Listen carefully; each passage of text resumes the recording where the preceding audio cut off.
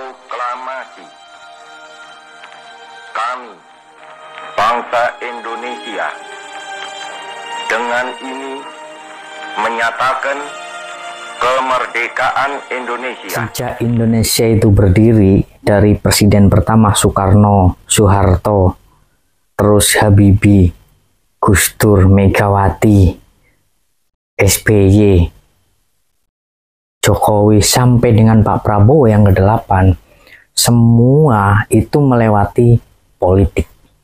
Dalam artian apa? Mungkin oke lah di zamannya Pak Soekarno itu belum berdiri partai politik, Pak Karno dijadikan presiden, belum lewat pemilihan langsung seperti sekarang ya. Tetapi untuk mencapai otoritas itu harus ada trik-trik politik. Untuk mencapai kekuasaan, untuk mencapai suatu otoritas tertinggi dalam suatu daerah, dalam hal ini yang saya bicarakan negara, itu pasti otoritasnya lewat jalur politik. Kita boleh mengatakan politik itu kotor, saya setuju.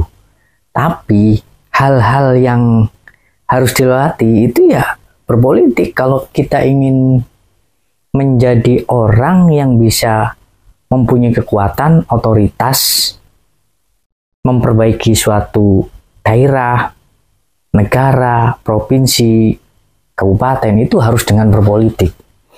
Contoh begini, jika ada orang yang tidak baik, orang yang tidak mempunyai kapasitas untuk menjadi pemimpin, tapi mereka berpolitik, kita yang mampu, yang mempunyai kredibel atau kemampuan untuk memimpin suatu daerah, suatu negara, tapi kita tidak berpolitik, ya tidak mempunyai otoritas.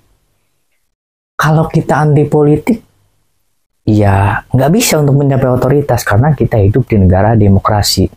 Contoh begini deh, dalam suatu istilah, kita untuk menggapai suatu cita-cita ada di seberang jalan atau di pegunungan untuk mengambil atau mengibarkan suatu bendera agar bisa terlihat oleh orang yang cukup jauh, mencakup wilayah yang cukup jauh.